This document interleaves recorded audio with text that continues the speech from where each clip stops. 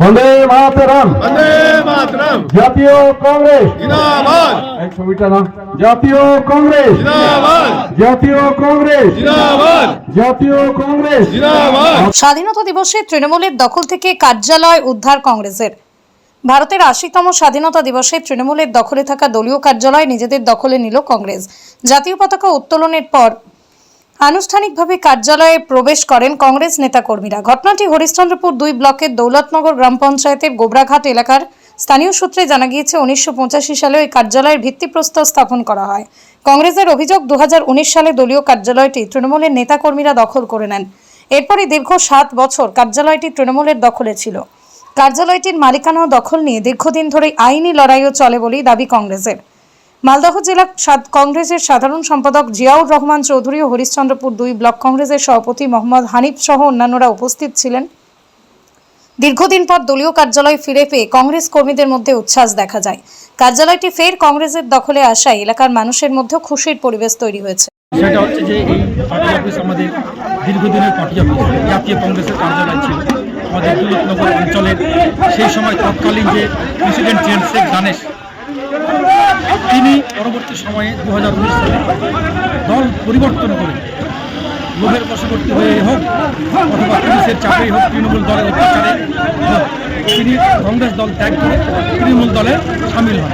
এবং সেই সময় থেকে আমাদের যে কার্যালয়, এই কার্যালয় তৃণমূল দখলে তিনি চলে যায় এবং তিনি গিয়ে পার্টি অফিসটা তিনি তৃণমূলের পার্টি অফিস রূপে পরিণত করেন, দখলে রাখেন। কত বছর তার দখলে ছিল? অলমোস্ট ২০১৯ থেকে নিয়ে আজকে ২০২৫-এর মানে ২৬-এর শুরুর দিকে অলমোস্ট ৬ বছর মতো তৃণমূলের দখলে ছিল।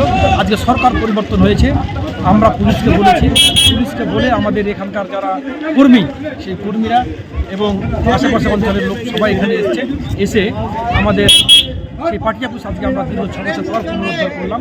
এবং যারা দখল করেছিল আজকে যেহেতু তারা মানে কী বলবো, বাবা যেমন থাকে না তেমন তৃণমূলে যেমন বাবা নেই মা নেই, তাই তারা আজকে যারা দখল করেছিল তারাও আজকে কিন্তু আমাদের এই দলে সামিল হওয়ার জন্য ইচ্ছা প্রকাশ করেছেন। এখানে খুব শান্ত শৃঙ্খলা বজায় রেখে খুব সুন্দরভাবে আমরা আজকে সেই পার্টি অফিস আমরা দখল করলাম। তারাও আজকে যারা দখল করেছিল তারাও আজকে কোঅপারেট করেছে এবং পুলিশও সহযোগিতা করেছে। হরিশ্চন্দ্রপুর থানার আইসি, তিনাকে আমরা ধন্যবাদ জানাবো।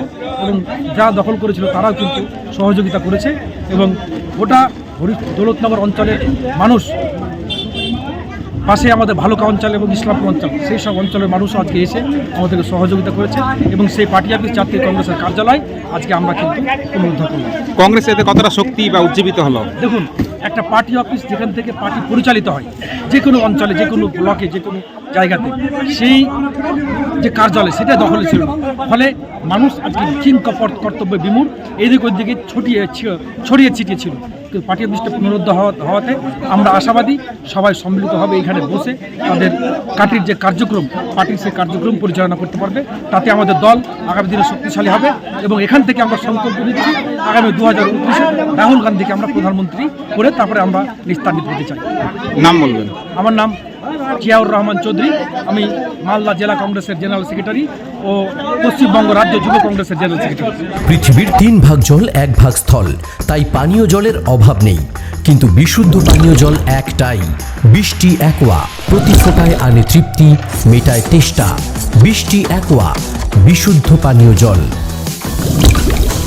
আমাদের দৌলতনগর অঞ্চল কংগ্রেসের এই যে পার্টি অফিস, প্রয়াত আমাদের শেখ দানেশ অঞ্চল সভাপতি ছিলেন, সেই সহ জিন্নাতদা আমাদের সিনিয়র ম্যান ছিলেন, নেই। লক্ষ্মীদা জেলা পরিষদ মেম্বার ছিল, সেও নেই। আরও অনেকেই ছিল আমাদের সাথে, আতাও ছিল, ওরা সব নেই, আজকে পৃথিবী ছেড়ে চলে গেছে। ১৯৯৫ সালে ভিত গাড়া হয়েছিল। আস্তে আস্তে দলীয় কর্মীদের চাঁদা ফাঁদা তুলে পাকা ঘর করা হয়েছিল। যখন ২০১৯ সালে মৌসুম নূর কংগ্রেস ছেড়ে চলে যায়, তার আগেই এরা কিছুদিন আগে তৃণমূল পার্টির অত্যাচার উত্তাপ, তখন যা হয় মানুষ লোভে, মমতা ব্যানার্জিকে না গেলে জান বাঁচবে না, যাদের একটু দুর্বল হাট, আমরা কোনোদিন ভয় পাইনি। মধ্যখান থেকে নিয়ে সেই অফিস টিএমসি সব জায়গাতে বহু দখলও করে নিচ্ছিল, কারো এটা দখল করেছিল। যাই হোক, আমাদের পরবর্তী ধাপে আমাদের আবুল কাশিম আজকে আমাদের মাঝে নাই। তিনিও পুলিশকে বলেছিলেন, ভালুকাতে একজন ছিল পুলিশ, ২ নম্বর পুলিশ, তো ও কিছু হেল্প করেনি। বর্তমান প্রেজেন্ট আইসি সাহেবকে আমরা বললাম যে আমাদের এই হচ্ছে ডিড, এই সব কিছু আছে, যারা আছে আমার ঝগড়াঝাটির কোনো গল্প নাই।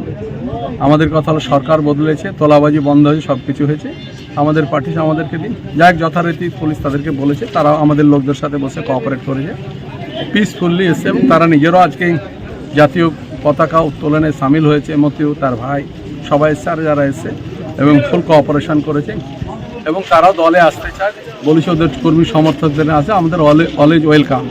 কারণ আমরা শেখ দানেশ যখন মারা গেছিলেন, আমি আমাদের হানিফ মাস্টার ব্লক সভাপতি, এখানকার মোবাইদুল অঞ্চল কংগ্রেস সভাপতি, আমাদের দলনেতা ছিল তাসদুল, নজরুল সহ সবাই ছিল, আমাদের হজরত ছিল, সবারই সাথে ভালো ডিসিশন ছিল, মোবাইদুল ছিল, সবাই ছিল। তো মানুষ কারো হয়তো হাড় দুর্বল থাকে, সেই দিক ওদিক যেতে পারে। আজকে আমাদের সবাই খুশিতে, গোবরা হাট, বহু লড়াইয়ের আন্দোলন, বিহার বেঙ্গলের লিঙ্ক আছে এই জায়গাটাতে, তাই সবারই বক্তব্য ছিল নেতাজি এবং যারা জমি দান করেছে, টিপু এদের হচ্ছে বাবা জমি দান করেছিল, এ সব সময় করেন। কাকু আমরা যে কি হলো, কাকু কি হলো, তা আজকে আমি বললাম ওয়েট অ্যান্ড সি, ধৈর্য ধরে করতে হবে, কারণ ধৈর্যের বহু গুণ। আজকে শান্তিপূর্ণভাবে এই জিনিস হচ্ছে, এটা আরও অনেক ডেভেলপমেন্ট হবে, সব কিছু হবে, আমরা খুশি। শান্তির দিনে থ্যাঙ্কস জানাবো আইসি হরিশ্চন্দ্রপুরকে, ভালুকায় আছে আমাদের এই জায়গায়। আমরা যারা কংগ্রেসটা করি সবসময় আমরা সরকারের নিয়ম কানুন মেনে চলতে চাই এবং আগামী দিনে দেশে ঐক্যবোধ যে থাকবে, একতা যে থাকবে, সে একতাকে বজায় রাখার জন্য রাহুল গান্ধীর নেতৃত্বে আজকের দিনে আমরা শপথ নিচ্ছি, সবাই হরিশ্চন্দ্রপুরের মাটিতে তেরেঙ্গার পাশে আসুন, রাহুল গান্ধীর নেতৃত্বকে শক্ত করুন, ভারতবর্ষ বাঁচবে, দেশ বাঁচবে, সব ধর্ম, মন্দির, মসজিদ সব বাঁচবে।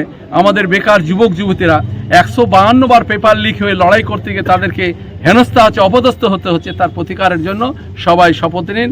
এটাও যেন দ্বিতীয়বারের মতন দেশ মুক্তির, পুলিশের অত্যাচার এবং প্রশাসনিক অত্যাচারের হাত থেকে দেশকে মুক্ত করার আহ্বান জানিয়ে আজকের দিনে 15 আগস্টে আমরা শপথ নিলাম।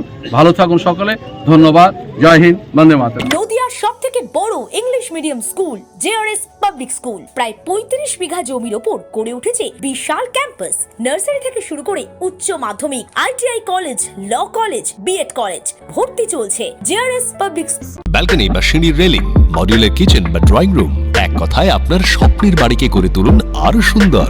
Chakdah ply centre, gorgeous look বা কোয়ালিটি সবে 3 নম্বর 1 চাকদা প্লাই সেন্টার।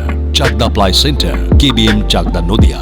করবেন কেন করবেন বুঝতে পারছেন না তো? সঠিক গাইডলাইন পেতে আজই আসুন নদিয়ার চাকদাতে নিবেদিতা প্রাইভেট লিমিটেডে। Nivedita private limited, marketing and distribution service. Chakdaha aluminium centre, ply, কাঁচ, laminates, kitchen fittings, door lock, window ও অ্যালুমিনিয়ামের খুচরো ও পাইকারি বিক্রেতা। চাকদা অ্যালুমিনিয়াম সেন্টার, পূর্বলালপুর 50 নম্বর রেলগেটের পাশে, চাকদা, নদিয়া। হোমওয়ার্কটা করেছো? হ্যাঁ স্যার। এ বাবা, ভুল করেছো কেন? চোখে কেমন ঝাপসা দেখছি, লিখতে আর পড়তে খুব সমস্যা হচ্ছে। চাকদার মডার্ন অপটিক্স থেকে ভালো চোখের ডাক্তার দেখিয়ে নাও। প্রতিদিন প্রকৃত চোখের ডাক্তার ও দৃষ্টি বিশেষজ্ঞ মডার্ন অপটিক্স, চাকদহে। স্যামসাং, জিও, রিয়েলমি, নদিয়ার একমাত্র অথরাইজড ডিস্ট্রিবিউটর ঘোষ কমিউনিকেশন, থানার মোড়, চাকদা। ভাবছেন 3 স্টার ক্যাটাগরিতে কাটাবে? রুম রে মাত্র 1500 টাকা থেকে স্টার, খাওয়া দাওয়া রিজনেবল প্রাইস। নদিয়ার একমাত্র 3 স্টার ক্যাটাগরি হোটেল এনবি সোনার বাংলা হোটেল, কল্যাণী এইমসের ঠিক উল্টো দিকে, কল্যাণী, নদিয়া।